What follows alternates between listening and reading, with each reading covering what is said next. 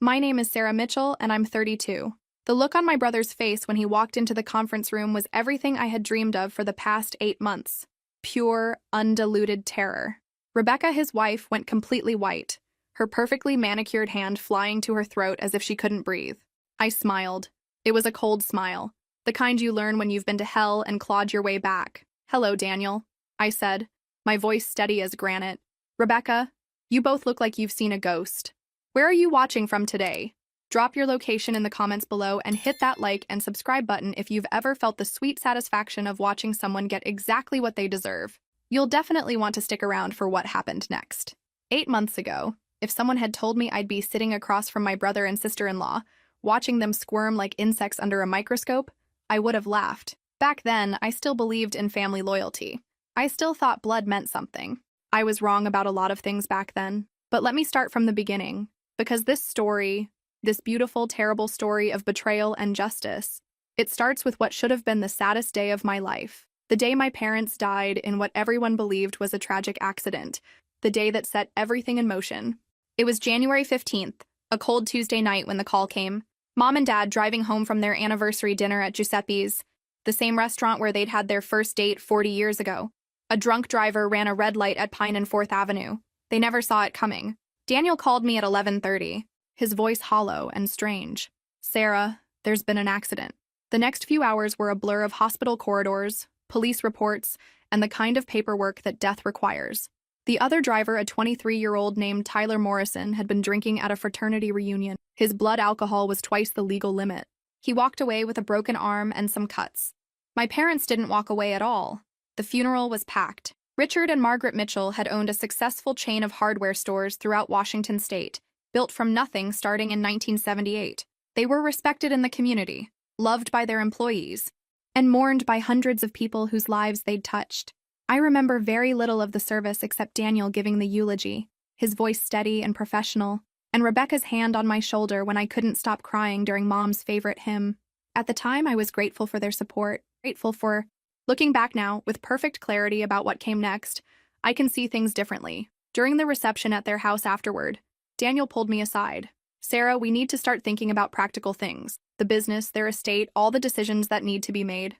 I nodded numbly, still in shock. "Whatever you think is best. You're the lawyer. I'll handle everything," he assured me. "But we should probably meet with their attorney soon, Harrison Walsh. Dad mentioned updating their will recently, but I'm not sure if they actually did it." 3 weeks later, Walsh called both of us to his downtown office. I expected a simple reading, maybe enough to pay off my student loans, help me put a down payment on a house. I never expected to walk out of there as a millionaire. "To my beloved daughter, Sarah Mitchell," Walsh read from the legal document, "who has always followed her heart and chosen her own path with courage and integrity, I leave 60% of our estate, including all properties, investments, and business holdings." The words hit me like a physical blow. 60% of an estate valued at $14 million. I was rich beyond my wildest dreams. "To my son Daniel Mitchell," Walsh continued, "I leave 40% of the remaining estate, with the knowledge that he has already built a successful career and a stable future for his family." Daniel's face went through a series of expressions: shock, confusion, and then something darker that I didn't recognize at the time, something that should have warned me of what was coming. "I don't understand," he said carefully. "Why would they leave Sarah more? I'm the older child. I have children to provide for." Walsh looked uncomfortable. "Your parents didn't discuss their reasoning with me in detail, but they seemed very certain about these arrangements." I was still processing the numbers. $8.4 million. Enough to quit teaching, travel the world, open the art gallery I'd always dreamed of. Enough to change my life completely. "Daniel," I said, trying to process his obvious hurt, "this doesn't change anything between us. We're still family." But I was wrong about that too. The inheritance changed everything, just not in the ways I expected. That night, I lay in my small Capitol Hill apartment, staring at the legal documents and wondering if I was dreaming. My parents, who I'd always thought saw me as the disappointing daughter, had trusted me with their legacy. They'd chosen me to carry on what they'd built. I should have been happy, should have been planning my new life, thinking about all the possibilities that $8 million could buy. Instead, all I could think about was the look in Daniel's eyes and the way his jaw had tightened when Walsh read the will. For the first time in my life, I was afraid of my older brother. I should have trusted that instinct. 3 days later, Daniel called with a suggestion that seemed perfectly reasonable at the time. Sarah, Rebecca, and I were talking, and we think you should consider hiring a financial advisor. This kind of money, it's a lot of responsibility. That's probably smart, I agreed. Do you know anyone good? Actually, yes. Rebecca knows someone excellent. Patricia Chen. She specializes in sudden wealth management, lottery winners, inheritance recipients, that sort of thing. Patricia Chen turned out to be charming, professional, and very interested in helping me make smart decisions with my newfound wealth. What I didn't know then was that Patricia had been carefully chosen to feed Daniel information about my plans, my vulnerabilities, and my growing sense of isolation as I struggled to process my parents' death and my unexpected fortune. The trap was already being set, piece by careful piece, and I walked right into it. Before everything went to hell, my life was simple. Simple and, I thought, pretty good. I taught second grade at Riverside Elementary, lived in a cozy one-bedroom apartment with a view of the Space Needle, and spent my weekends painting watercolors at Pike Place Market. Not glamorous, maybe, but it was mine. Daniel was 35, 3 years older, and had always been the golden child. Captain of the debate team, valedictorian, full scholarship to University of Washington Law School. He married Rebecca right after passing the bar exam. She came from money. Her father owned an art gallery in Pioneer Square. They had 2 kids, Emma, now 9, and Michael, 7. The perfect nuclear family living in a beautiful colonial in Bellevue. Meanwhile, I was the artsy one, the dreamer, the one who chose teaching over corporate law, who drove a 12-year-old Honda Civic while Daniel drove a BMW. At family dinners, conversations revolved around Daniel's latest legal victories or Rebecca's gallery connections.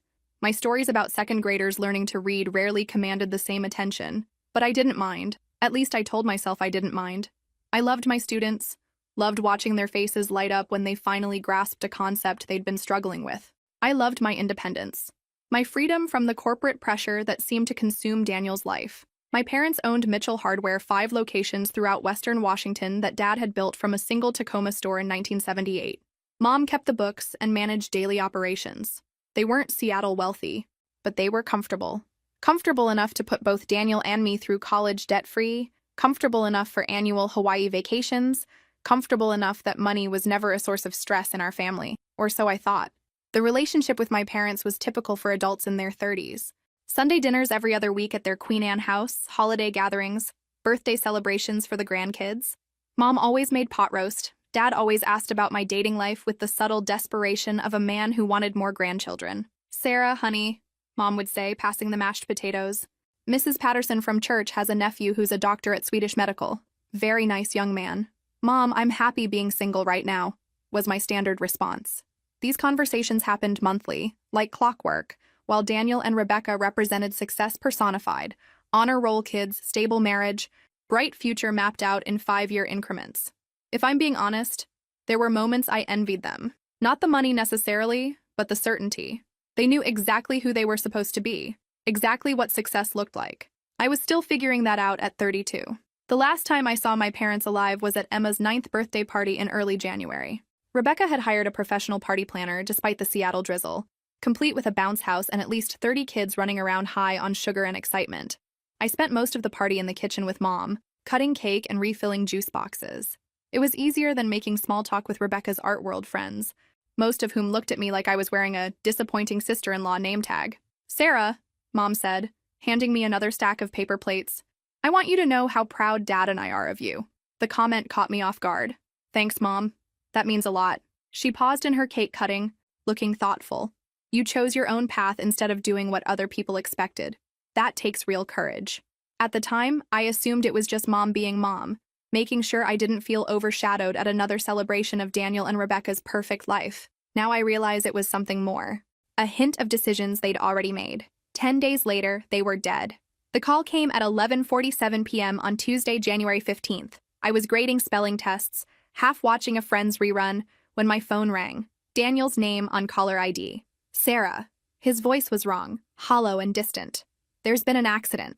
Tyler Morrison, 23 years old, had been drinking at his old fraternity house. Blood alcohol level 0.16, twice the legal limit. He ran a red light at Pine and 4th Avenue going 45 miles per hour. Mom and Dad never had a chance to react. The next few hours were a nightmare of hospital corridors, police reports, and administrative details that death requires. Tyler Morrison walked away with a broken arm. My parents were pronounced dead at the scene. I remember fragments. Daniel's steady voice handling logistics, Rebecca appearing with coffee and tissues, the police officer explaining what happened with clinical detachment. The drunk driving statistics he rattled off, the legal procedures we'd need to follow, the timeline for releasing their bodies. What I don't remember is grieving. The shock was too complete, too overwhelming.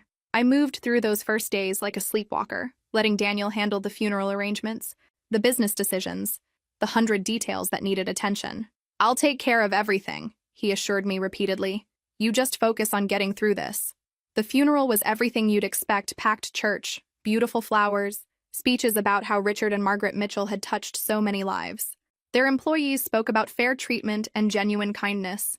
Community members shared stories of quiet generosity and support during difficult times.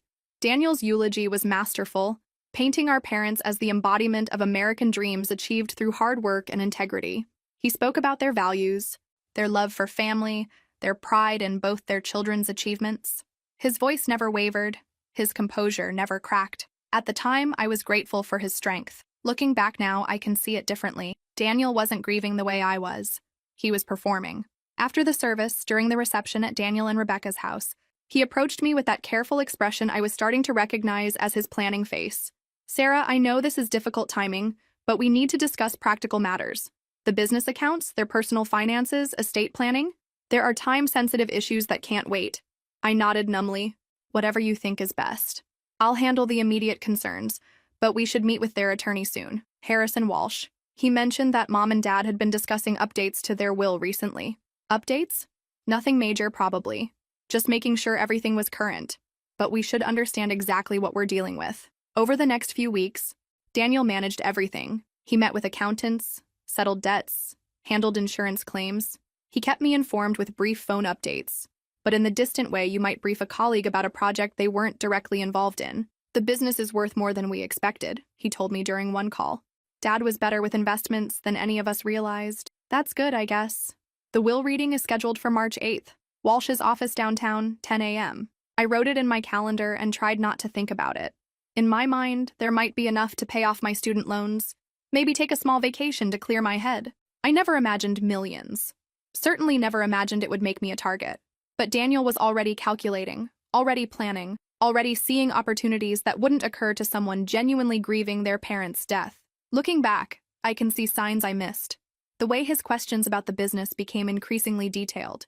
The way Rebecca started mentioning their mounting credit card debt and Michael's expensive learning disability tutoring. The way they both seemed unusually interested in the specifics of Mom and Dad's estate. I was mourning the loss of my parents.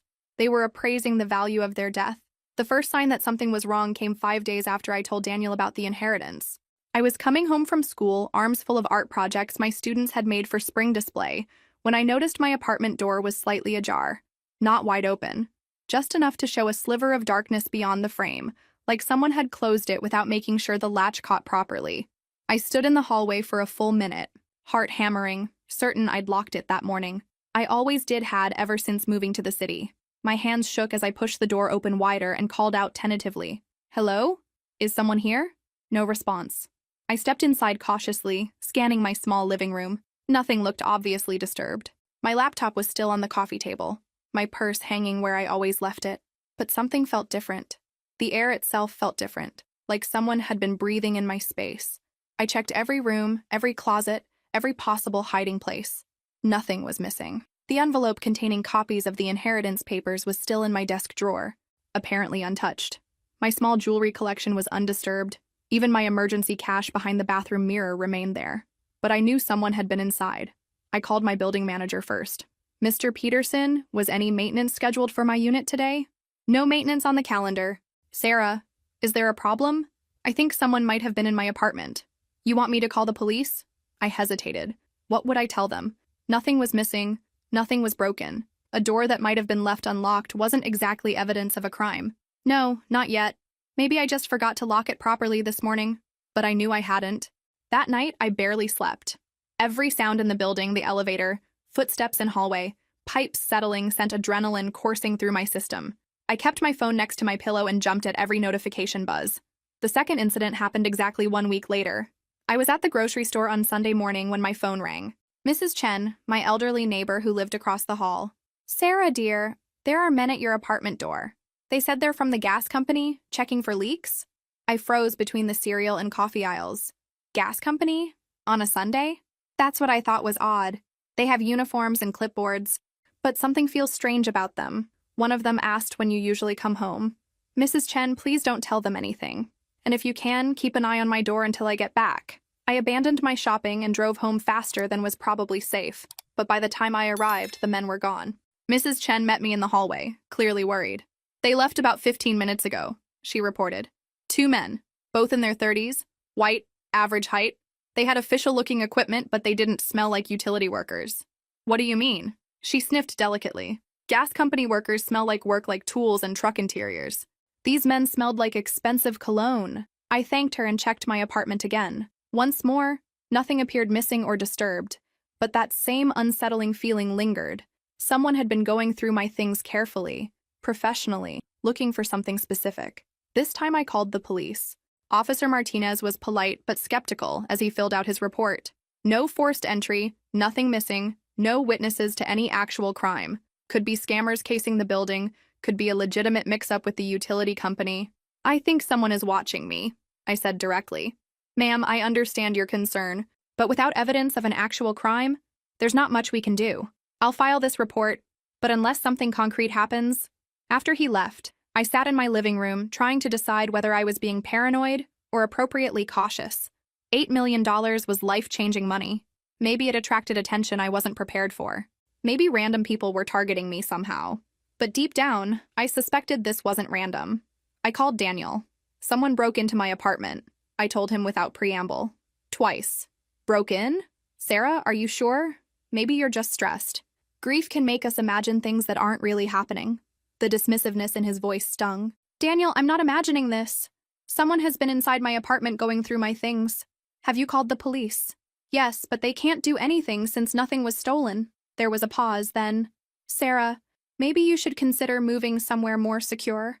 With your inheritance, you can afford a place with better security now. Doorman, cameras, that sort of thing. It was a reasonable suggestion, but something about his tone bothered me, like he'd been thinking about my security situation already. I like my apartment, I said. I just want to figure out who's doing this. Well, be careful, and let me know if anything else happens. 2 weeks later, something else did happen, and this time, I didn't tell Daniel about it. I had started varying my routine different departure times, different routes to work, different grocery stores. Call it paranoia, but after 2 break-ins, I wasn't taking chances. That Tuesday, I claimed a doctor's appointment and left school at 2:30 instead of my usual 4:15. The elevator in my building is old and loud. You can hear it throughout the floor when someone gets on or off. But that afternoon, as I approached my door with keys ready, I heard the stairwell door close. Softly, carefully, like someone trying not to be noticed. I froze, listening. Footsteps going down the stairs, quick but quiet. I crept to the stairwell window that overlooked the street, and arrived just in time to see someone in a dark jacket and baseball cap walking purposefully toward a black sedan parked across the street. The car was close enough to see the driver clearly when he turned to talk to his passenger, close enough to recognize the profile, the way he held his head, the gestures he made while speaking, close enough to recognize my brother. I stood at that window for 20 minutes after they drove away, my world tilting on its axis. There had to be an innocent explanation. Daniel practiced law in this part of town. Maybe he'd had business nearby. Maybe he'd stopped by to check on me and I'd just missed him. Maybe the person I'd seen wasn't even him. But I knew better. I knew with a cold, clear certainty that made me feel sick and frightened and completely alone. My brother was having me watched. That night, I pulled out the inheritance papers and read them more carefully than I had before. Really studied them, looking for details that might explain Daniel's behavior, clauses that might give him motivation to keep tabs on my activities. Page 7 contained the answer. Should Sarah Mitchell predecease Daniel Mitchell or be declared legally incompetent to manage her affairs, her portion of the estate shall revert entirely to Daniel Mitchell. 60% of $14 million. 8.4 million reasons for Daniel to want me gone. I sat on my living room floor surrounded by legal documents, and for the first time since my parents died, I wasn't sad. The grief that had been my constant companion for 2 months was burning away, replaced by something harder and more focused. My brother wanted me dead, but I wasn't dead yet. And now that I knew what I was dealing with, I could start fighting back. Daniel played his role perfectly right up until the moment he tried to kill me. After discovering he was having me surveilled, I became hyper-aware of every interaction, every phone call, every seemingly innocent suggestion. But he was skilled at manipulation, lawyer-skilled, and he knew exactly how to exploit my grief and isolation. "Sarah, you look exhausted," Rebecca observed when I joined them for dinner on a Friday evening in late May. We were eating on their back deck, while Emma and Michael chased fireflies in the gathering dusk. It was warm enough to sit outside, the kind of Seattle evening that made you forget about 9 months of rain and clouds. "I'm sleeping better now," I lied, picking at the grilled salmon on my plate. In truth, I'd been sleeping terribly for weeks. Every sound in my building woke me up. I'd installed 2 additional deadbolts and kept a baseball bat beside my bed. Daniel leaned forward with practiced concern. "You know, Rebecca's right. You seem stressed, isolated. Maybe you should take a vacation, get away from the city for a while. Clear your head. I can't just abandon my students in the middle of the school year. School ends in 3 weeks," he pointed out reasonably. "You could go anywhere you want. With your inheritance, money isn't a concern." There it was again, the inheritance. He brought it up constantly, like he was reminding himself of the prize he was working toward. "I've been thinking about it," I said, watching his reaction. "Maybe somewhere quiet, away from people." Rebecca's eyes brightened with interest. And "That sounds perfect for you. You could finally focus on your art without distractions. Somewhere with water access would be ideal," Daniel added casually. "The sound of waves is supposed to be very therapeutic. Plus, waterfront property values are excellent if you decide you want something permanent." Water access. Something about the phrase made my skin crawl, though I couldn't articulate why at the time. Later, I would understand exactly why he'd suggested it. After dinner, Daniel walked me to my car while Rebecca cleaned up inside. The street was quiet, their neighbors' houses glowing warmly in the summer twilight. It should have felt peaceful and familiar. Instead, I felt like prey being examined by a predator. "Sarah, I want you to know how proud I am of how you're handling everything," he said, leaning against my Honda Civic. "Mom and Dad would be amazed to see how strong you've become." "Thank you. That means a lot coming from you. I also want you to know that no matter what happens in the future, we're family. You can always come to me if you need anything at all." The sincerity in his voice was flawless. If I hadn't seen him having me watch, hadn't read that clause about my death reverting the inheritance to him, I would have hugged him gratefully. Instead, I felt like I was looking at a stranger wearing Daniel's face. "I appreciate that more than you know," I managed. "Drive safely. Text me when you get home." I watched him in my rearview mirror as I drove away. He stood in his driveway until my car disappeared around the corner, his silhouette dark against the porch light. Watching. Always watching. The following week brought Daniel's suggestion that should have sent every alarm bell in my head ringing at maximum volume. "Rebecca found this incredible property listing," he said during his Tuesday evening call, our new routine since Mom and Dad died. "It's on Whidbey Island, right on the water. The owner is motivated to sell and agreed to a weekend showing. I told you I'm not ready to buy anything yet. You don't have to buy it. Just look. Rebecca thinks you'd love it, and honestly, you need to get out of the city. You've been isolating yourself lately." "Isolating myself, because someone was monitoring my every move. We could all drive up Saturday," he continued. "Make a family day of it. The kids would love the ferry ride, and we haven't spent time together since the funeral." The guilt manipulation was expertly applied. How could I refuse a family outing? How could I say no when they were trying so hard to help me heal? "I suppose Saturday would be okay," I heard myself agreeing. "Perfect. The showing is at 2, so we'll pick you up around 11. That gives us time for lunch at that place you loved as kids, remember? Deception Pass, Bridge Calf." Another perfect touch. A reference to happy childhood memories, to our parents, to times when we'd actually been a loving family. Daniel was exceptionally good at this. Saturday morning, I stood at my apartment window watching for his BMW. Anxiety and anticipation warring in my stomach. Part of me, the part that desperately wanted to believe my brother loved me, looked forward to a day away from the city, to the possibility that maybe I really was being paranoid about everything. The other part, the part that had learned to trust my instincts, was screaming at me to stay home. Rebecca looked effortlessly elegant in white jeans and a navy blazer as I got into their car. "Sarah, you look so much better. This will be exactly what you need." Emma bounced excitedly in the back seat. "Aunt Sarah, Daddy says we might see whales from the ferry." "That would be incredible," I said, forcing enthusiasm I didn't feel. Michael, usually shy around adults, chattered about sea creatures and ferry boats while Daniel navigated Seattle traffic toward the Mukilteo terminal. For a few minutes, surrounded by family conversations and children's laughter, I almost relaxed, almost forgot why I was afraid of the man driving the car. The ferry ride to Whidbey Island was genuinely beautiful. Bright June sunshine, choppy water with a good breeze, and the Olympic mountains rising dramatically in the distance. We stood on the upper deck while Emma and Michael ran around pointing at seagulls and scanning the horizon for whales that never materialized. "Look how happy you seem," Rebecca said, linking her arm through mine. This was such a good idea. And I was happy, despite everything. Something about being on the water, breathing salt air, watching the endless horizon made my fears seem smaller and less urgent. For 45 minutes, I forgot about surveillance and inheritance clauses, and my growing certainty that my brother wanted me dead. That was exactly what they'd counted on. The property was stunning, a small cottage perched on a bluff overlooking Puget Sound, with a private wooden staircase leading down to a rocky beach. Linda, the enthusiastic real estate agent, led us through the house while the children explored the overgrown yard. "As you can see, it needs updating," Linda chirped, gesturing at the dated kitchen and wood-paneled walls. "But the bones are solid. And that view? You could sit on that deck for hours just watching the water." "Sarah could finally have the art studio she's always dreamed of," Daniel said, measuring the largest bedroom with his eyes. "Perfect northern light. And completely private," Rebecca added meaningfully. "Your nearest neighbor is almost half a mile away. Total solitude for creative work. Complete solitude. No witnesses." The tour lasted about an hour. Linda gave us her business card and drove away in her red Prius, promising to call with comparable listings. Daniel suggested we explore the beach before heading home. "The kids are having such a great time," he said reasonably. "And low tide is perfect for checking out the tide pools." The wooden stairs leading to the beach were weathered and steep, with several loose boards and a railing that wobbled when you gripped it.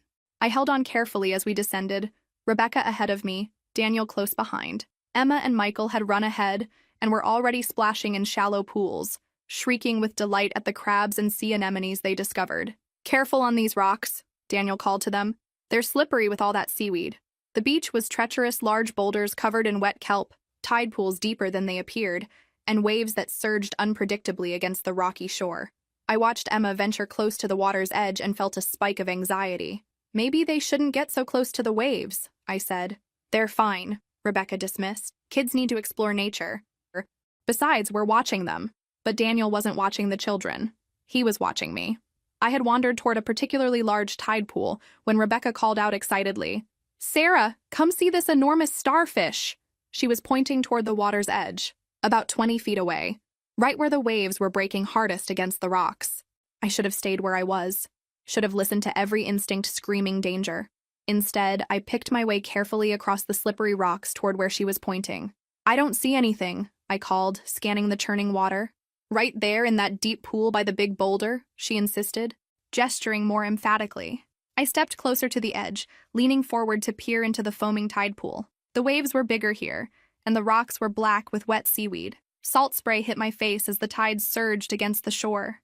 "I still don't see—" That's when I felt his hands on my back. The push wasn't hard, it didn't need to be.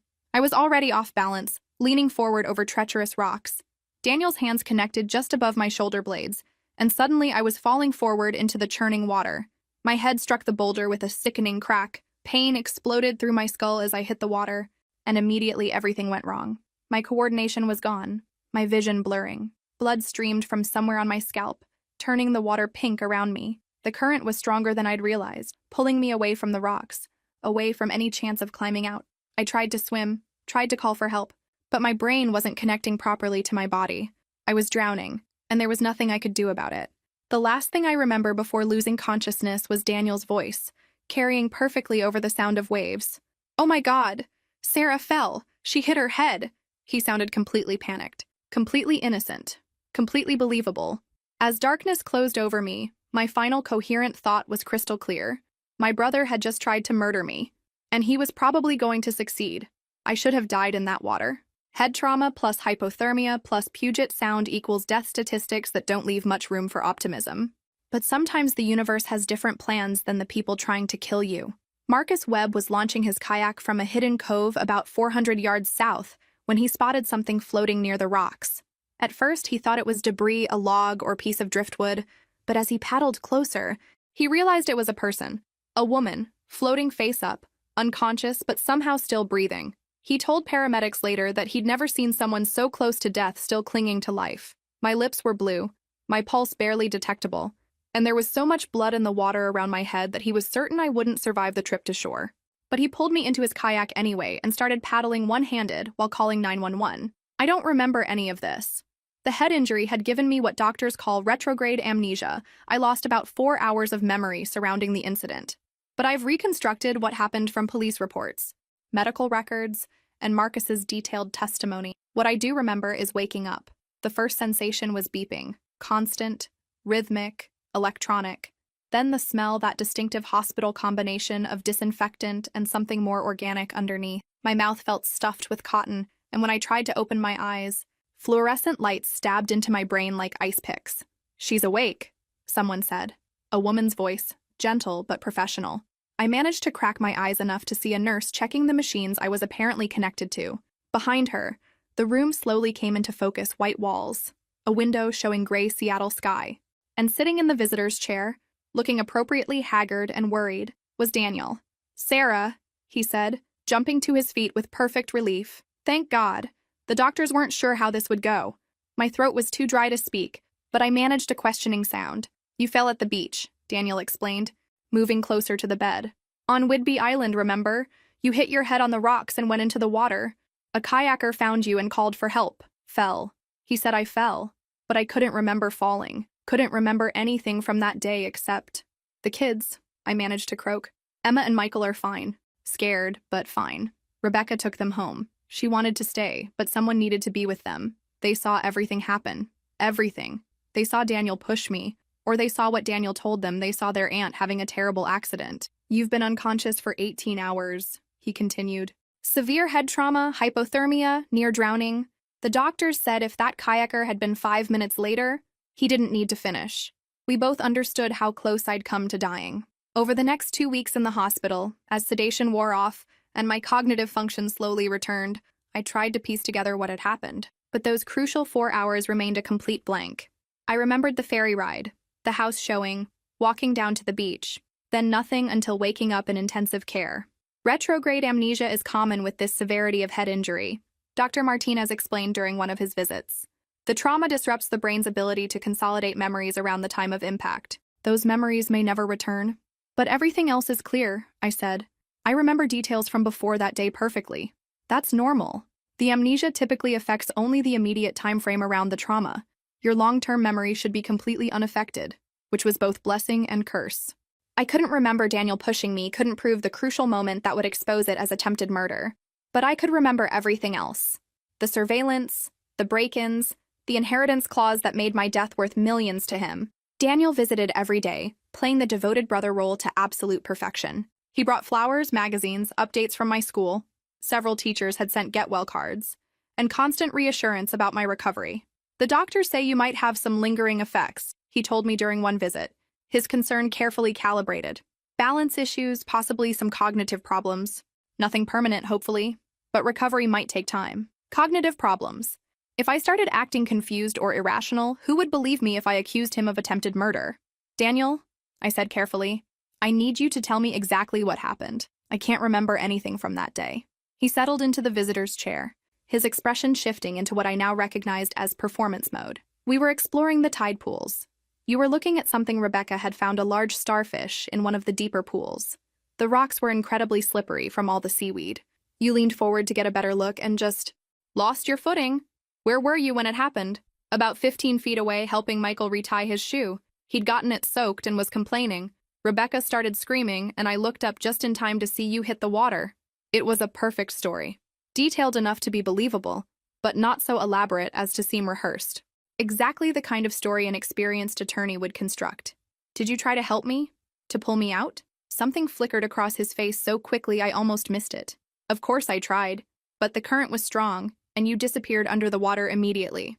By the time I got to the edge, you were already being pulled away from shore. And then? I called 911 while Rebecca kept watching for you to surface.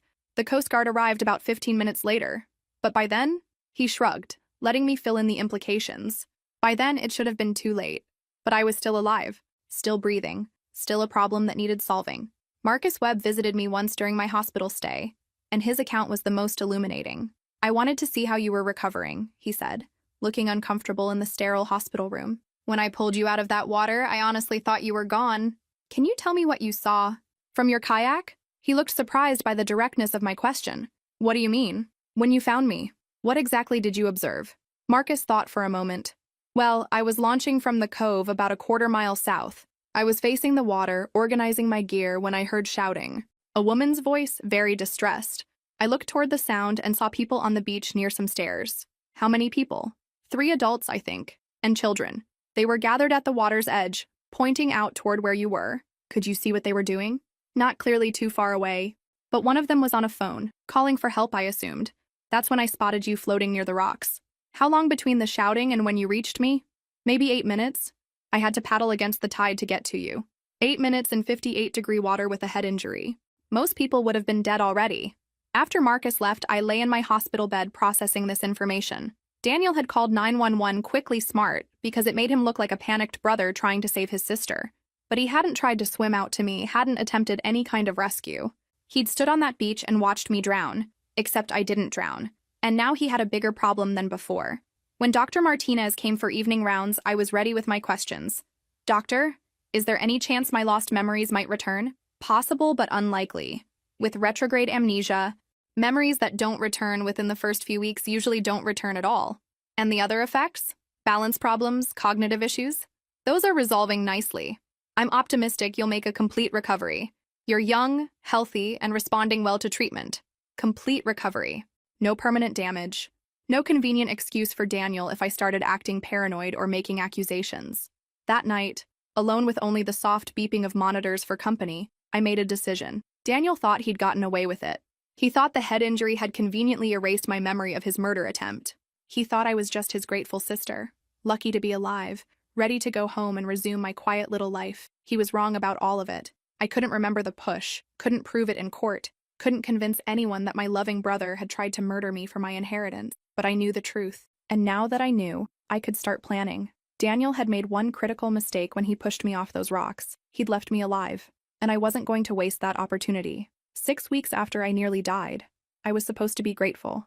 Grateful to be alive, grateful for my family's support during recovery, grateful that the accident hadn't caused permanent damage. Everyone kept telling me how lucky I was, how miraculous my survival had been. I didn't feel lucky. I felt like prey that had escaped a trap, only to discover the hunter was still circling, still patient, still planning the next attempt. The official story was flawless, naturally. Sarah Mitchell, grieving and distracted after losing her parents, had tragically fallen from slippery rocks while exploring tide pools with her loving family. She'd suffered severe head trauma and nearly drowned, but thanks to a good Samaritan and rapid emergency response, she'd survived with minimal lasting effects. The media coverage was brief, but positive local teachers' brush with death becomes story of resilience and family support. People at school treated me like a walking miracle when I returned in September. Even the insurance company seemed satisfied with the circumstances. But I knew better. Surviving an assassination attempt changes you in ways that aren't immediately obvious. On the surface, I looked the same, maybe a bit thinner, maybe more cautious around water, but essentially the same Sarah Mitchell who taught second grade and painted watercolors on weekends. Underneath, I was different, harder, more observant, and absolutely committed to staying alive long enough to prove what Daniel had done, because I knew he'd try again. The first confirmation came during my follow-up appointment with Dr. Martinez in early August. I'd been cleared for normal activities and was scheduled to return to teaching after Labor Day. My cognitive function had returned to baseline, my balance issues had completely resolved, and the visible scarring was minimal. "You've made a remarkable recovery," Dr. Martinez said, reviewing my test results. "I'm releasing you to full activity with no restrictions." What about the memory loss? Any possibility those hours will return? Extremely unlikely at this point, but honestly, that might be a blessing. Sometimes our minds protect us from traumatic memories we're not ready to process. If only he knew how desperately I wanted to remember. That afternoon, I stopped by Daniel and Rebecca's house to share the good news about my clean bill of health. I found them in the kitchen, Daniel reading case files while Rebecca organized school supplies for the upcoming year. "Sarah!" Rebecca looked up with a bright smile that didn't quite reach her eyes. "How did your appointment go?" "Perfect. Dr. Martinez says I'm completely back to normal." Daniel's reaction was subtle but telling. For maybe half a second, his expression shifted. It wasn't relief or happiness that crossed his face. It was something else entirely. Disappointment. "That's wonderful," he said, recovering quickly.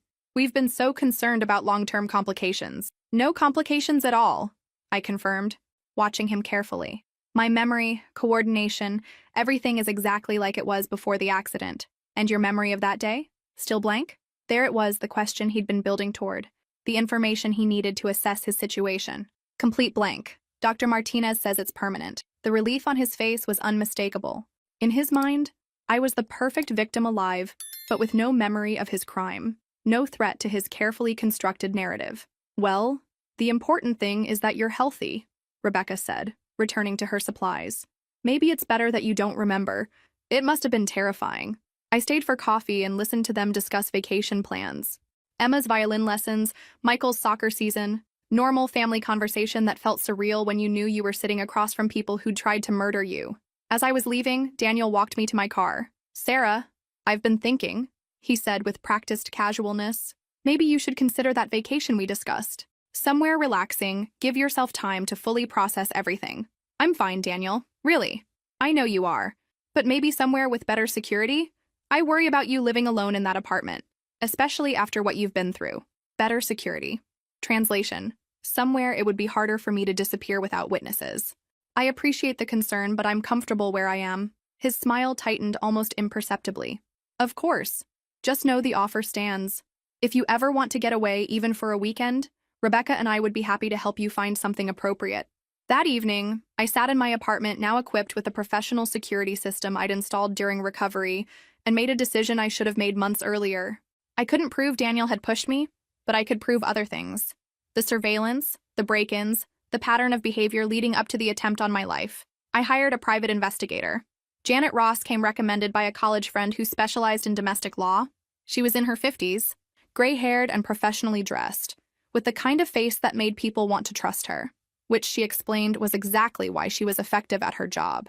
"People underestimate middle-aged women," she said during our first meeting at a coffee shop near Pike Place Market. "They think we're invisible. It's remarkable what people will say and do in front of someone they consider harmless." I told her everything: the inheritance, the surveillance, my suspicions about Daniel and Rebecca, the convenient accident that had nearly killed me. I showed her copies of the will, police reports from the break-ins, medical records from my hospitalization. "You understand," she said after reviewing the materials. "Even if I can prove your brother was having you watched, that doesn't prove he pushed you off those rocks. Memory loss from head trauma is well documented. Without witnesses willing to contradict the official story, I know. But if I'm right about the surveillance, if we can establish a pattern of suspicious behavior, maybe we can prevent him from trying again." "You think he will try again?" I thought about Daniel's reaction to my clean bill of health, the disappointment he'd tried to hide when he learned I was fully recovered. "I'm certain of it. $8 million is a lot of motivation." Janet took the case that day. Over the next month, she worked systematically. She identified the men who'd broken into my apartment, professionals who specialized in corporate espionage and personal surveillance. She traced their payment through shell companies back to a law firm that had done work for Daniel. She documented Daniel's financial problems: the over-leveraged mortgage, private school tuition he was struggling with, Rebecca's gambling debts from her failed gallery venture. Most importantly, she discovered that Daniel had taken out a life insurance policy on me just 3 weeks after our parents' death. $2 million that, combined with my inheritance, would solve all his financial problems permanently. "He's methodical," Janet said during one of our meetings. "Everything is carefully planned, legally defensible, designed to look like coincidence. But the pattern is unmistakable. What do we do with this information? We could approach the police, but honestly, it's all circumstantial. A competent attorney, which your brother certainly is, could explain away every piece of evidence." "So he gets away with it?" Janet smiled, and for the first time I saw something predatory in her professional demeanor. "I didn't say that. I said the police might not be able to help us. But there are other approaches to situations like this. Such as? Your brother thinks he's the only one who can play chess, Sarah. But he's not the only intelligent person in this game." That was when Janet Ross taught me the most important lesson of my new life. Sometimes the best defense is a perfect offense. And sometimes the only way to stop a predator is to become a more effective one. The plan we developed was elegant in its simplicity. Daniel wanted me dead because alive, I was worth nothing to him. But dead, I represented $8 million. What if we could change that equation? What if we could make him worth more to me dead than alive? It took 4 weeks to set up the trap. 4 weeks of careful planning, legal maneuvering, and the kind of detailed preparation that would have made Daniel proud if he'd known about it. But he didn't know. Nobody knew except Janet and me. By the time Daniel realized what was happening, it would be far too late to stop it. The beautiful thing about justice, Janet said, stirring cream into her coffee, is that the best kind doesn't feel like revenge at all. It feels like the natural consequence of someone's choices. We were sitting in her office, a surprisingly organized space above a used bookstore in Capitol Hill. The woman across from me had just outlined a plan so elegant, so perfectly calibrated, that I was beginning to understand why she'd been worth her substantial retainer. "Walk me through it one more time," I said. Janet pulled out a leather notebook filled with her precise handwriting. "Your brother's entire strategy depends on your death appearing accidental. He can't afford suspicion, because suspicion leads to investigation, and investigation exposes his financial problems and that convenient insurance policy." "Right. So we give him exactly what he wants, another opportunity to kill you that seems completely accidental, except this time we control every variable." The plan was sophisticated. Over the past month, Janet had been carefully seeding information where Daniel would discover it. Through Rebecca's art world connections, she'd arranged for casual mentions that I was considering a hiking trip to Olympic National Park. She'd planted details about my interest in remote trails, places where people occasionally got lost or injured. "He'll see it as perfect," she explained. "Solo hiker becomes disoriented, falls from a cliff, gets lost in wilderness. Happens multiple times every year. Nobody questions those kinds of accidents. You're certain he'll take the bait?" Janet's expression was confident. "I've been studying your brother for 2 months. He's arrogant, desperate, and convinced he's more intelligent than everyone around him. He's already started researching hiking fatalities in Olympic National Park." The next phase was even more clever. Through Janet's network, she had contacts in surprisingly diverse places. We arranged for me to accidentally encounter Daniel at his favorite coffee shop near his office. "Sarah!" Daniel looked genuinely surprised to see me, which meant his acting skills were even better than I'd suspected. "What brings you to this neighborhood?"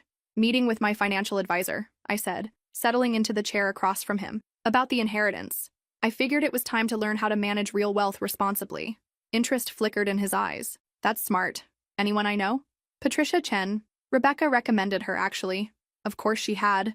Patricia was one of Janet's associates, specifically chosen to feed Daniel information about my growing confidence with my inheritance and, more importantly, my plans. "How has your recovery been going?" Daniel asked. "You look wonderful, by the way." "I feel wonderful. Better than I have in months. Dr. Martinez says I'm completely back to normal." "And returning to work?" "Actually, that's something I wanted to discuss with you." I leaned forward, letting enthusiasm enter my voice. "I'm thinking about taking an extended sabbatical. Maybe early retirement. With the inheritance, I can afford to pursue things I've always dreamed of, such as adventure, real adventure. I've always wanted to do serious hiking, multi-day backpacking trips in remote areas, the kind of challenging experiences Mom and Dad never had time for." Daniel's expression remained supportively interested, but I caught the slight tightening around his eyes. He was already calculating possibilities. "That sounds incredible. Where were you thinking?" "Olympic National Park, probably. Some of those backcountry trails look amazing." Patricia suggested I start with something challenging but manageable. Build my confidence gradually. "You'd be going alone?" "Most likely. I know it's not the safest choice, but I need some solitude, you know? Time to process everything that's happened and figure out what I want my life to look like now." We talked for another 20 minutes, and by the time we parted ways, I could practically see his mind working. A solo hiking trip in dangerous wilderness. A wealthy woman alone on treacherous trails. Another tragic accident to befall the Mitchell family. It was exactly the opportunity he'd been waiting for. That evening, Janet called with confirmation. He took the bait faster than we anticipated. "Our contact at the outdoor equipment store says he was there this afternoon, asking detailed questions about hiking gear and purchasing topographic maps of Olympic National Park." "How do you have contacts everywhere?" "Professional development over 20 years. The important thing is that he's moving quickly. We need to be ready." Being ready meant weeks of preparation that would have impressed military planners. Janet had relationships with park rangers, wilderness guides who specialized in search and rescue, and even contacts in the medical examiner's office who might prove useful if things went wrong. We selected our location carefully, a section of trail that appeared treacherous but was actually manageable if you knew what you were doing. Janet had hiked it extensively during her own outdoor enthusiast period. "The key," she explained, showing me photographs of the area, "is that it looks like an ideal place for an accident. But there are actually several hidden escape routes and safe positions that aren't visible from the main trail." We planted information about my specific hiking plans through Patricia, who had mentioned to Rebecca that I was planning a solo trip to a particular area of the park during the first week of September. Rebecca would naturally share this with Daniel, who would begin planning his own hiking excursion to the same location. The insurance policy remained crucial to our strategy. Janet had discovered that Daniel had increased the policy amount just weeks after my hospital discharge, apparently confident his next attempt would be more successful. The new amount was $2 million, enough to solve his immediate financial problems and provide long-term security. But here's the elegant part, Janet said during one of our evening planning sessions. Life insurance companies investigate suspicious deaths extremely thoroughly, especially when policies are recent and payouts substantial. They employ their own investigators, forensics experts, and have very strong financial incentives to avoid fraudulent claims. So, even if he succeeds, he might not get the money. He won't succeed. But when he tries and we document that attempt, the insurance company will be very motivated to ensure he never sees a dollar of that payout. The final component was the most dangerous. I had to actually give Daniel the opportunity to attempt murder again. We'd create circumstances where he could act on his lethal intentions, but this time, we'd be prepared. Are you absolutely certain about this? Janet asked the night before we implemented our plan. We could still approach the police with what we have. It might not result in charges, but it would put him on notice. I thought about the sensation of Daniel's hands pushing me toward those rocks, the cold water closing over my head, waking up in the hospital while he performed concern. I thought about his disappointment when he learned I'd made a full recovery. I'm certain, I said. He tried to kill me once and he's planning to do it again. The only way this ends is if he's stopped permanently. And you're comfortable with the potential consequences for him? I smiled, and I could feel how different this expression was from any I'd worn before my accident. It was harder, colder, and completely without mercy. Janet, my brother pushed me off a cliff into freezing water and left me to die. He's planning something worse this time. Whatever consequences he faces, he's earned them. 3 days later, I loaded my backpack and drove to Olympic National Park, ostensibly alone, ostensibly unprepared for what awaited me on those trails. But I wasn't alone. I wasn't unprepared. And Daniel Mitchell was about to discover that sometimes the hunter becomes the hunted. Olympic National Park in early September is magnificent. Late summer light filters through ancient Douglas firs, creating cathedral-like spaces between massive trunks. The air carries scents of moss and rain, and that distinctive Pacific Northwest combination of earth and evergreen that makes you feel like you're breathing in the essence of wilderness itself. Under different circumstances, I might have genuinely enjoyed the experience. Instead, I was walking into what I hoped would be the final confrontation of a drama that had begun 8 months ago with my parents' death. Every step was calculated, every pause orchestrated for the audience I knew was following, because Daniel was definitely following. Janet's network had confirmed his presence in the park parking lot just 15 minutes after my arrival. He was maintaining distance, probably waiting for me to get far enough from popular trails that my accident wouldn't be witnessed by other hikers. The recording device I wore was remarkably small. Concealed beneath the sports bra Janet had insisted I purchase from a specialized electronics supplier. Every word I spoke would be captured, every sound transmitted to the team of professionals Janet had positioned throughout the area. Testing. 1, 2, I said quietly, as I paused for water at the first mile marker. Can you hear me clearly? Janet's voice came through the nearly invisible earpiece. Crystal clear. Remember, stay on the main trail until you reach the overlook. That's where we expect him to make his approach. The overlook was strategically perfect, a scenic viewing area where the trail followed a cliff face approximately 200 feet above a rocky canyon. To anyone observing from a distance, it would appear ideal for a hiking accident. Someone steps too close to the edge, loose rock gives way, and suddenly you have another tragic story about the dangers of solo wilderness adventures. What Daniel couldn't know was that Janet had spent 3 weeks preparing that location. She'd reinforced the ground near the edge, installed nearly invisible safety equipment, and positioned rescue gear at strategic points along the cliff face. If I went over the edge, I'd fall approximately 12 feet onto a concealed padded ledge. It would be uncomfortable, but it wouldn't be fatal. More importantly, it would provide us with everything we needed to destroy him legally and financially. I reached the overlook around noon, precisely on schedule. The view was breathtaking, miles of green wilderness extending toward the Olympic Mountains, with glimpses of the Pacific Ocean visible in the distance. I took several photographs, posted them to social media with a caption about the joy of solo adventure, and settled onto a convenient boulder to eat lunch, and waited.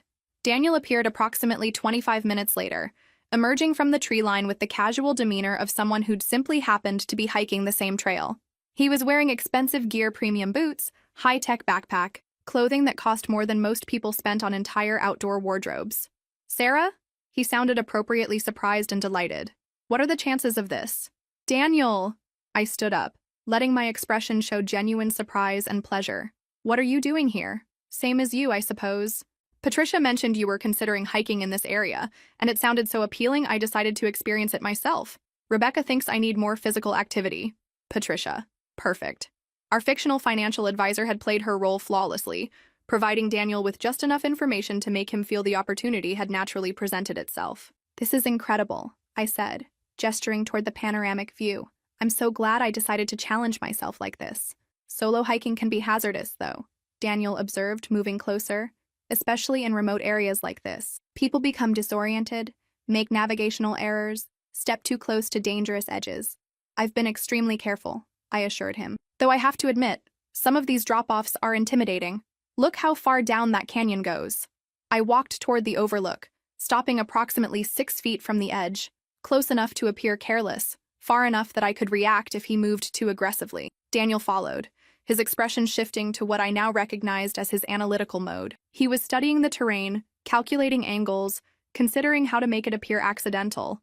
You know, he said conversationally, Mom and Dad would have been so proud seeing you like this, confident, independent, embracing new challenges. I hope so. Sometimes I wonder what they'd think of the decisions I've been making lately. What do you mean? The inheritance changed everything. I never expected that level of financial responsibility. I turned to face him, letting calculated vulnerability enter my voice. Sometimes I feel guilty about the disparity, like maybe you should have received a larger portion. Something shifted in his expression: interest, anticipation, the look of a predator sensing opportunity.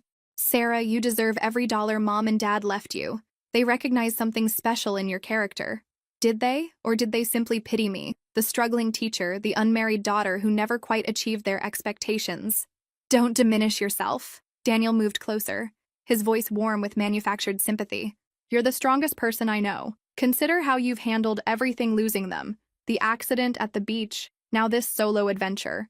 You're genuinely inspiring. The accident at the beach. He couldn't resist referencing it, couldn't help reminding me of how close he'd come to succeeding the first time. I don't feel strong, I said, stepping back toward the precipice. Most of the time I feel lost, like I'm pretending to cope when I'm actually falling apart inside. That's completely normal after trauma. But you're healing, Sarah. You're becoming who you were always meant to be. He was positioning himself now, measuring distance and angles, calculating the force required. I could see it in his eyes, the same cold calculation I'd glimpsed that day when I'd told him about the inheritance. Daniel, I said, can I ask you something personal? Of course. Do you ever think about what would happen if something happened to me? With the inheritance and everything, I mean? His smile remained perfectly composed, but I detected a slight pupil dilation. Why would you ask something like that? I don't have children, no husband. If I died tomorrow, what would happen to all that money? Sarah, please don't talk that way. Nothing's going to happen to you. But hypothetically, what if it did? What if I fell off this cliff right now? I gestured toward the edge, watching his reaction intently. Then, I suppose... He paused, pretending to consider the question for the first time. Then legally, it would revert to the estate.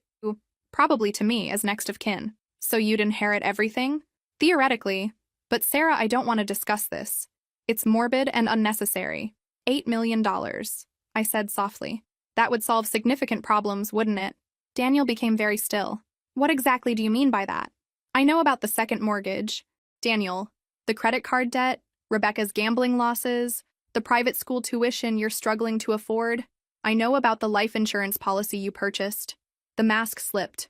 For just a moment, I saw my brother's authentic expression, cold, calculating, the face of someone who'd already committed murder and was prepared to do it again. Sarah, he said carefully, I think you might be confused about certain facts. Am I confused about what happened at the beach? About the fact that you pushed me into that water? You fell. You know you fell. You don't remember anything from that day because of your head injury. I remember enough. I took another step toward the edge, and Daniel moved with me like a dance partner following a familiar routine. We were close now, close enough that I could see perspiration on his forehead despite the cool mountain air. Daniel, I said, my voice carrying clearly in the thin atmosphere, did you arrange our parents' death too? The question hung between us like something tangible. Daniel's face cycled through multiple expressions: shock, confusion, and then something that might have been relief. Sarah, you're genuinely frightening me now. I think the head injury affected you more severely than doctors realized. You're developing paranoid delusions. Am I? Or am I finally seeing clearly for the first time in my life? Our parents died in a car accident. A drunk driver ran a red light. You were at the funeral. You heard all the details. A drunk driver who happened to be your former client, Tyler Morrison. The DUI case you got dismissed on a technicality 2 years ago. Daniel's hands were trembling with adrenaline now, with the excitement of someone about to solve all his problems with one decisive action. Sarah, I think we need to get you psychiatric evaluation. This paranoia, these elaborate conspiracy theories, it's not healthy or rational. The only thing that's not rational, I said, turning my back to him one final time, is thinking you're going to get away with this twice. I heard his footsteps behind me, felt the shift in air pressure that meant he was raising his hands, preparing to push me over the edge exactly as he had at the beach. But this time, I was completely prepared. This time, Daniel Mitchell was walking into a trap that would destroy him utterly. And this time, I was ready to fight back. The push came exactly when I anticipated, forceful, between my shoulder blades, with enough violence to send me stumbling toward the cliff edge. But instead of terror, I felt something approaching satisfaction. Finally, after months of planning, Daniel was providing exactly what we needed to destroy him. I let myself fall forward, arms windmilling as if desperately trying to maintain balance, releasing a scream that echoed dramatically off the canyon walls. To anyone observing, especially Daniel, it appeared exactly as he intended, his sister losing her footing and plummeting to her death. The crucial difference was my knowledge of the concealed ledge. I struck the reinforced platform Janet had installed approximately 12 feet down, my fall cushioned by climbing equipment she'd positioned there weeks earlier. It was painful. I'd have substantial bruising for weeks, but I was completely uninjured and very much alive. More importantly, the recording device had captured every word of our conversation, including Daniel's failure to deny orchestrating our parents' murder and his obvious intent to kill me. Above, I could hear Daniel breathing heavily, probably peering over the edge to confirm I was actually dead this time. What he observed was an apparently empty canyon. Janet had positioned the ledge to remain invisible from the overlook, and I was pressed against the rock wall, completely hidden from view. "Sarah?" he called, his voice carrying just the right note of panic. "Sarah, can you hear me?" Silence. Because dead people don't respond. I heard him moving around above, probably rehearsing his story before calling for help. In my earpiece, Janet's voice was calm and professional. "Perfect execution. How are you feeling?" "Like I just got pushed off a cliff," I whispered back. "Any injuries?" "Just my dignity. And maybe my tailbone." "Excellent. Now stay exactly where you are. Daniel's about to call 911, and we need this to unfold precisely as planned." The emergency call came approximately 5 minutes later. From my hiding position, I could hear Daniel's voice carrying down from the overlook, and it was a masterpiece of calculated deception. 911 emergency. My sister just fell from the overlook on Hurricane Ridge Trail. She's not responding. I think she might be... His voice broke convincingly. "I think she's dead." The operator's voice was professionally calm. "Sir, can you see your sister? Any signs of movement?" "No, I can't see her at all. The drop is too steep. She was standing near the edge taking photographs, and some loose rock gave way under her feet. I tried to grab her, but it happened too quickly." "Are you injured, sir?" "No, I'm fine, but Sarah..." God, how am I going to tell her students? She teaches 2nd grade. Those children adore her. Even knowing it was performance, I had to acknowledge his skill. The grief sounded completely authentic, and his story was perfectly constructed, detailed enough to be believable, emotional enough to discourage excessive questioning. The search and rescue team arrived within 45 minutes, exactly as Janet had arranged. But these weren't ordinary park rangers. They were Janet's carefully selected professionals who knew precisely what they were investigating and how to handle what they discovered. From my concealment, I observed the meticulously choreographed performance.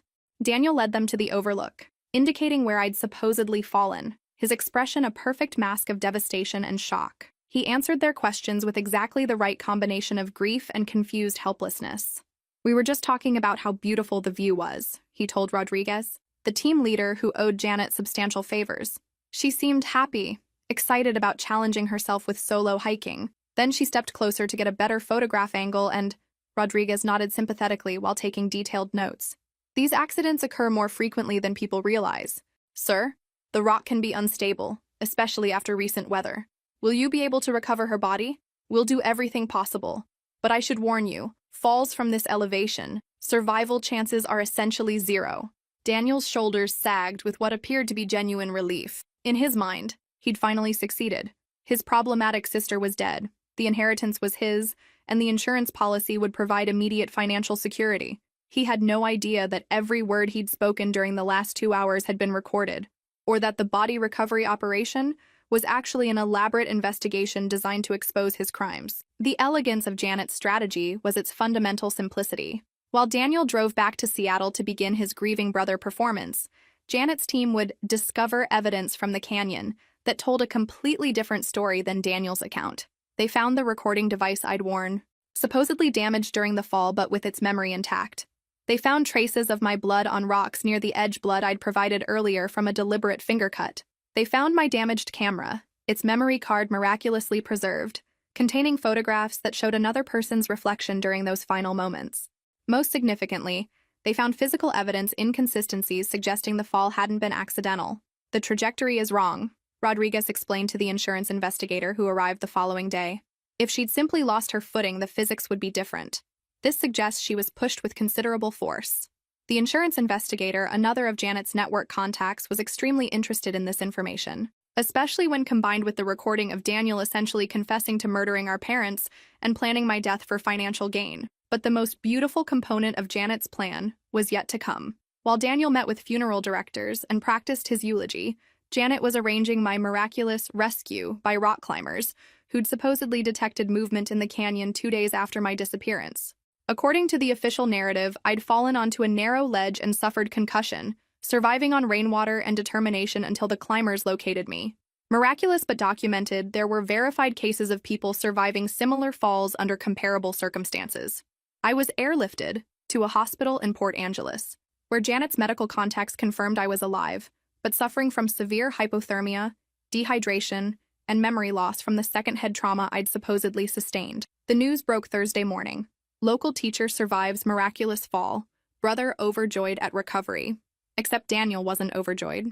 When Janet called his office to deliver the news, she reported you could have heard silence echoing through the phone line.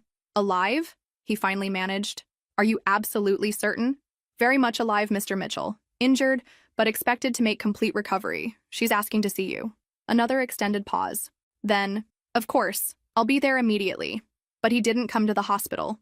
Instead, he did exactly what Janet had predicted when cornered. He attempted to flee. The insurance investigator was waiting at his house when he arrived to pack. Detective Morrison from Seattle Police was positioned in the driveway, and Janet Ross was waiting in his living room, recording everything. "Hello, Daniel," she said when he walked through his door for the final time as a free man. "I think we need to have a serious conversation." The expression on his face when he realized he'd been systematically outmaneuvered was everything I'd fantasized about during those months of planning. Pure terror, exactly like I'd seen in that conference room 8 months ago. But that was merely the opening act. The real performance was still to come. Daniel's arrest dominated local news for 3 days, but the story reporters told wasn't complete. They covered insurance fraud and attempted murder, described a respected attorney who'd tried to kill his sister for money. They mentioned surveillance, suspicious circumstances around both the beach incident and the hiking trip, recorded conversations proving premeditation. What they didn't know, what only Janet and I knew, was that Daniel Mitchell hadn't just tried to kill me twice. He'd succeeded in murdering our parents. The confession emerged during his interrogation, 4 days after his arrest. I watched through one-way glass at the police station, Janet beside me, both of us listening as my brother finally revealed the truth about that January night. "It wasn't supposed to happen like that," he said, slumped in his chair across from Detective Morrison. His expensive suit was wrinkled, his usually immaculate appearance disheveled. He looked like someone who'd exhausted all his lies. "What wasn't supposed to happen, Daniel? The crash, their deaths. I just wanted them to reconsider their decision about the inheritance, to see what Sarah was really like, irresponsible, immature, unworthy of their trust." Morrison leaned forward. "Tell me about the night your parents died." Daniel stared at his hands for a long time before speaking, his voice barely audible. "I knew their routine perfectly. Every anniversary, same restaurant, same route home, same timing. Giuseppe's to Queen Anne, down Pine Street to 4th Avenue, then up the hill. Never varied, not once in 20 years. Continue. Tyler Morrison, no relation to you. Detective was a client. DUI case from 18 months earlier. I got the charges reduced to reckless driving, saved him from jail time and license suspension. He was grateful, said he owed me. My blood turned cold. Tyler Morrison, the drunk driver who'd killed our parents, had been Daniel's client. I told him I needed a favor, something to shake up my parents, make them realize they were becoming too old and fragile to live independently, maybe cause a minor accident, just enough to make them more reliant on their children, on me. You paid him to cause an accident? Not a fatal accident. Daniel's voice rose defensively. Just something minor. A fender bender. Maybe force them off the road into a ditch. Something that would frighten them, make them reconsider giving Sarah so much control over their legacy. But it wasn't minor. Tyler was supposed to just tap their rear bumper, maybe cause them to slide into the shoulder. But he'd been drinking more than planned, much more. He hit them at 50 miles per hour. Daniel's voice cracked. The impact killed them instantly. I felt Janet's steadying hand on my arm as the room spun around me. My parents hadn't died in a random accident. They'd been murdered by their own son, killed because he wanted to manipulate them into changing their will. What happened after the collision? Tyler called me in complete panic. He thought he was facing vehicular homicide charges. I told him to maintain the story that he'd been drinking at a fraternity event, that he never saw their car, that it was just a tragic accident. And the inheritance? Were you aware of the will's contents before their deaths? Daniel looked up with something resembling surprise. Aware of it? Detective? I helped draft the original version. The words struck me like a physical blow. Janet's grip on my arm tightened as we processed this revelation. You helped write your parents' will? Not officially, but I was their son and their attorney. They trusted me to help them understand legal implications of their estate planning decisions. When they began discussing updates, I guided them toward arrangements that seemed equitable. Equitable? Sarah was always their favorite, but she'd made impractical life choices. Teaching instead of law, art instead of stable career advancement. I convinced them she needed incentives to mature, to accept real responsibility. 60% of 14 million seemed like appropriate motivation. Morrison was documenting everything carefully. But you expected to inherit eventually anyway. Why arrange their deaths?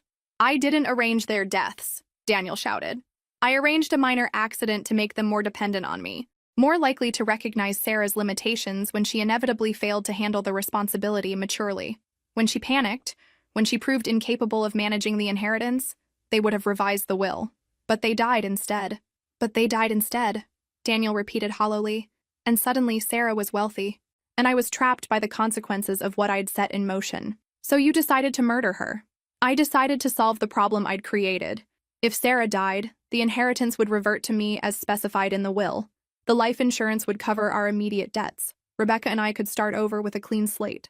And after she survived the first attempt, Daniel's public defender tried to intervene. My client doesn't need to answer that. But Daniel was beyond caring about legal strategy. If she'd survived the beach, I would have tried again, and again, until I succeeded. $8 million was worth considerable persistence. Like at Olympic National Park? Olympic National Park was supposed to be perfect. Remote location, dangerous terrain, solo hiker taking foolish risks. It happens constantly. Except it didn't work this time either. For the first time since his arrest, Daniel smiled. It was cold, bitter, completely without humor. No, detective. It didn't work. My sister apparently has remarkable survival instincts. That night, I sat in my apartment trying to process everything I'd learned. My parents were dead because Daniel had wanted to manipulate them into disinheriting me. I'd nearly died twice because he couldn't accept that they'd trusted me with their legacy. The money that was supposed to be a blessing had become a curse that destroyed my family and nearly cost me my life. But there was one more revelation waiting, one that would change everything I thought I understood about my parents' final decision. The next morning, Janet arrived at my apartment carrying a manila envelope that would contain the final piece of this terrible puzzle. "Sarah," she said, settling across from me at my small dining table, "there's something I should have told you earlier. Something your parents specifically asked me to keep secret until after Daniel was arrested." I looked at her sharply. "What do you mean? Your parents didn't just hire me to investigate Daniel's financial problems. They hired me to protect you because they'd already discovered what he was capable of." The envelope contained documents that made everything clear. Bank records showing Daniel had been embezzling from the family business for over 2 years. Evidence that he'd forged their signatures on several financial documents. Proof that Tyler Morrison owed Daniel money from gambling debts, not gratitude for legal services. Most importantly, it contained their real final will, the one they'd executed secretly, without Daniel's knowledge, just 1 week before their deaths. They knew, Janet said simply. They knew Daniel was stealing from them, knew he resented your inheritance, knew he was capable of violence, so they changed everything. According to their real will, I inherited not 60%, but the entire estate. Daniel received exactly $1 and a letter explaining why. The will Daniel had been operating under, the one that promised him 40% if I died, was a fake. A document he'd created himself, believing his parents were too trusting to seek independent legal advice. My brother had killed our parents and tried to kill me for money that was never going to be his anyway. Justice, it turned out, had a sense of irony. 6 months after Daniel's sentencing, I stood in the same conference room where this story began, watching his face as his attorney read the terms of the plea agreement he'd just signed. The transformation was remarkable. The confident lawyer who'd once tried to manipulate our parents' will was gone, replaced by a broken man facing life in federal prison. But that wasn't the surprise I'd prepared for him. "Before we conclude," I said, pulling a folder from my briefcase, "there's something Daniel needs to understand." His head snapped up at my voice. We hadn't spoken since his arrest, and I could see him trying to read my expression, attempting to anticipate what final revelation I might have prepared. I spread documents across the conference table where everyone could see them. Detective Morrison, the prosecutor, Daniel's public defender, even Rebecca, who'd somehow avoided charges despite her knowledge of at least one murder attempt. "These are the real estate documents for our parents' house," I began. "The property Daniel marketed immediately after their death, claiming the family needed to liquidate assets quickly." Daniel's attorney frowned. "I'm not sure how this relates to—" "The house sold for $1.2 million, I continued, ignoring the interruption. "Daniel, as a state executor, managed all paperwork. The proceeds should have been distributed according to the will, 60% to me, 40% to him." "That's correct," the prosecutor confirmed. "Financial records indicate—" "The financial records show what Daniel wanted them to show. But these documents reveal something different." I produced a second set of papers. These are actual closing documents, obtained directly from the title company. The house sold for $1.2 million, but Daniel reported the sale price to the estate as $800,000. The room became very quiet. Daniel was staring at the documents with growing horror. He embezzled $400,000 before estate distribution, money that belonged to both of us according to our parents' will. "That's impossible," Rebecca said, speaking for the first time since entering the room. "Daniel wouldn't steal from his own family." "Daniel did steal." I produced additional documentation. Bank records showing deposits of exactly $400,000 into a previously undisclosed account in his name, an account he established 3 days before the house sale closed. The prosecutor was documenting everything. This could constitute additional charges of estate fraud, embezzlement. "It gets worse," I said, savoring Daniel's increasingly pale complexion. "The business accounts, investment portfolios, even Mom's jewelry collection. Daniel skimmed money from every single asset before distribution. Total theft. Approximately $2.1 million from his own parents' estate." Daniel's attorney was examining the documents frantically. "Where did you obtain these? How did you—" "Janet Ross is extremely thorough," I said simply. "She spent months reconstructing every financial transaction Daniel executed after our parents' death.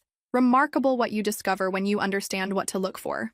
But the financial fraud wasn't the real revelation. That was merely the opening act. "Daniel," I said, my voice carrying clearly in the silent room, "do you remember what our parents always said about justice?" He looked up with confusion and growing terror. "They used to say that justice wasn't about punishment. It was about ensuring truth came to light and people received what they actually deserved." I produced the final document, the one that would devastate him more completely than any prison sentence.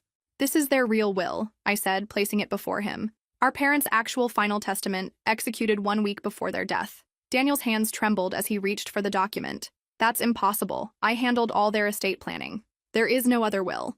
"There is when they didn't trust their estate planning attorney," I said. "It seems Mom and Dad developed concerns about your financial situation and your growing resentment toward me. They decided to make changes without your knowledge." Daniel was reading now, his expression cycling through shock, disbelief, and dawning horror as he processed what he was seeing.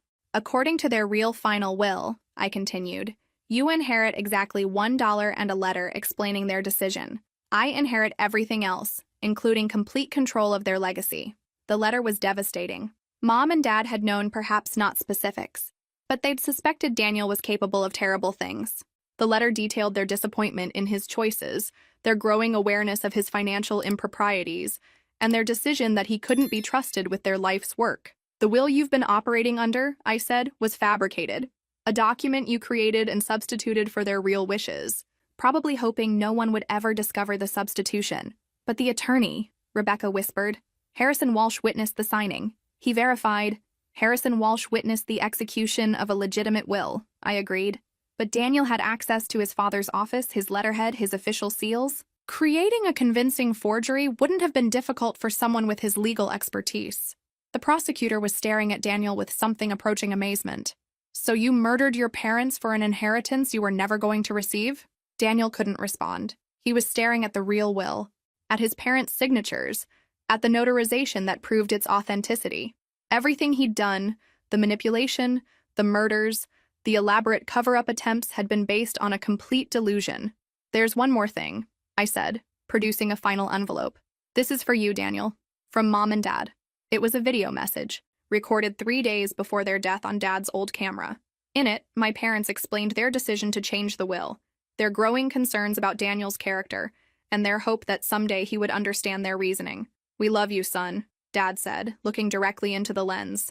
But love means protecting innocent people and holding people accountable for their choices. You've made choices that deeply concern us.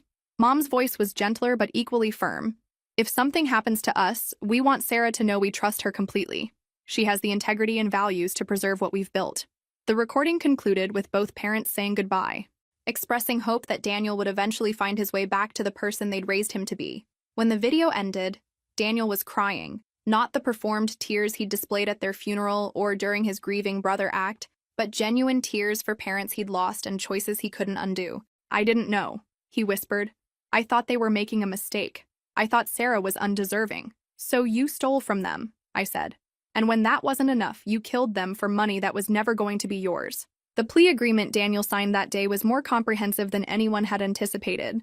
In addition to attempted murder charges, he now faced federal charges for estate fraud, embezzlement, and conspiracy in our parents' deaths. His 25-year sentence became life without possibility of parole. But the harshest punishment wasn't imprisonment. It was understanding that everything he'd done, every terrible choice, every act of violence, every betrayal of family trust had been completely pointless. Our parents had already decided he wasn't worthy of their legacy. No amount of manipulation or murder could have changed that fundamental reality. Rebecca lost everything as well.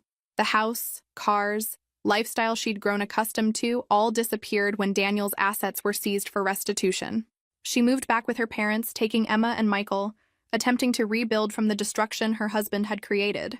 I felt sympathy for the children. They were innocent casualties of their parents' choices, and they'd grow up knowing their father was a murderer who'd killed their grandparents and tried to murder their aunt for money. But I couldn't summon much compassion for Rebecca. She'd known about at least one murder attempt and done nothing to prevent it. In my judgment, that made her complicit in everything that followed. As for me, I walked out of that courthouse as a very wealthy woman, but wealth wasn't my most significant gain. I discovered I was stronger than anyone had imagined, more intelligent than people credited, and capable of executing long-term strategy with lethal precision when necessary.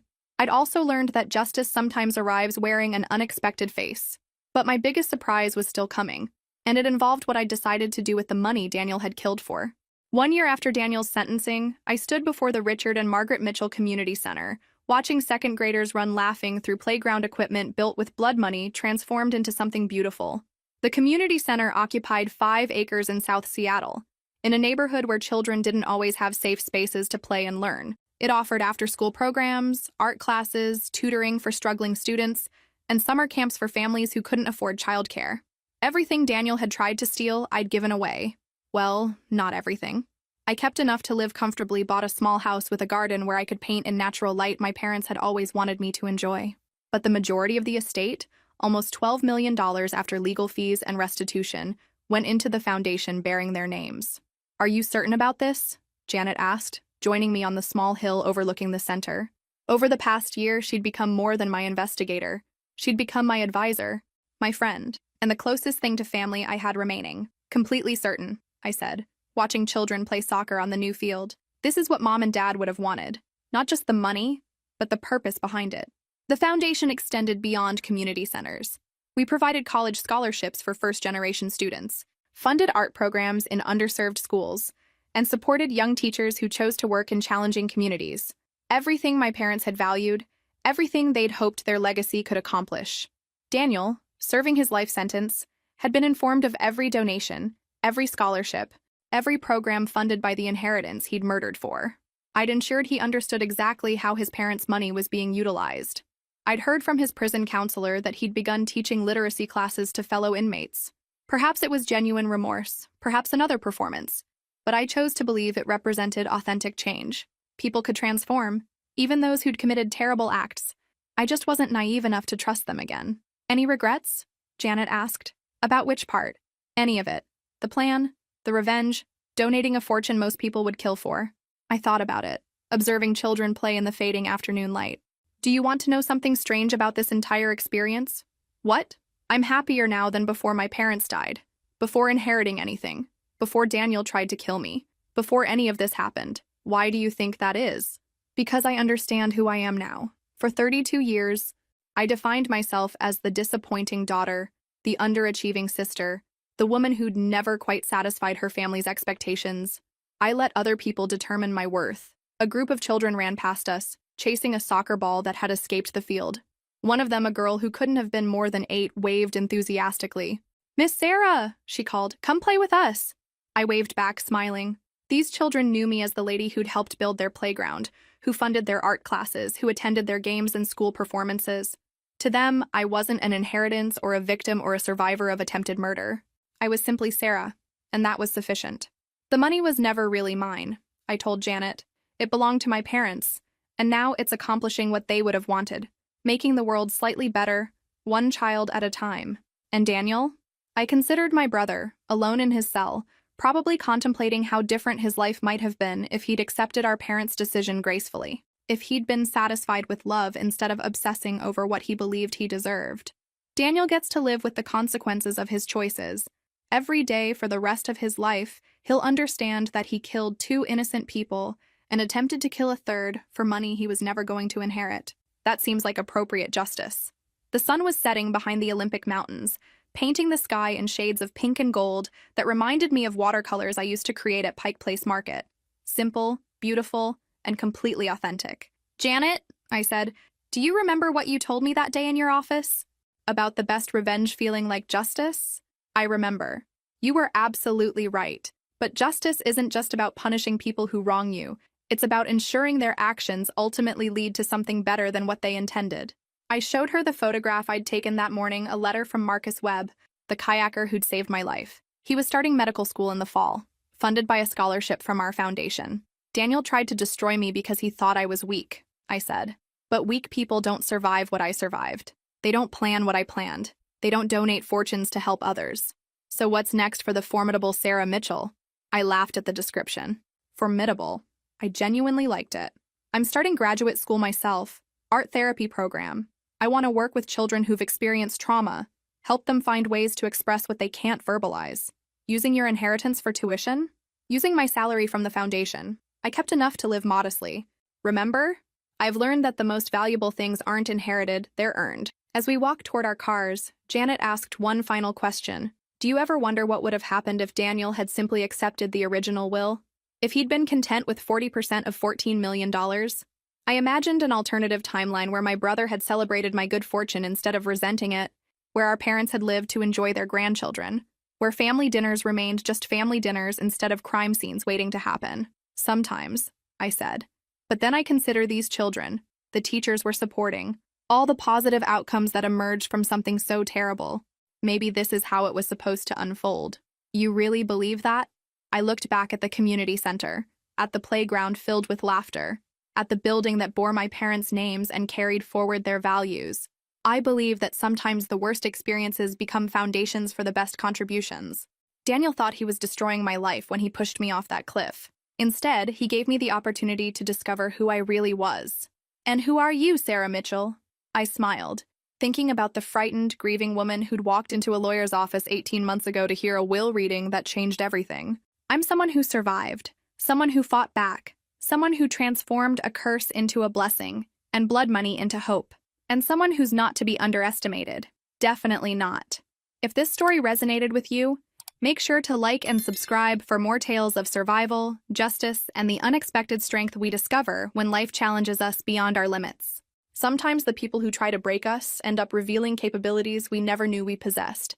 And sometimes, the best revenge really is living well, especially when you're living on their money, using it to make the world better than they ever intended.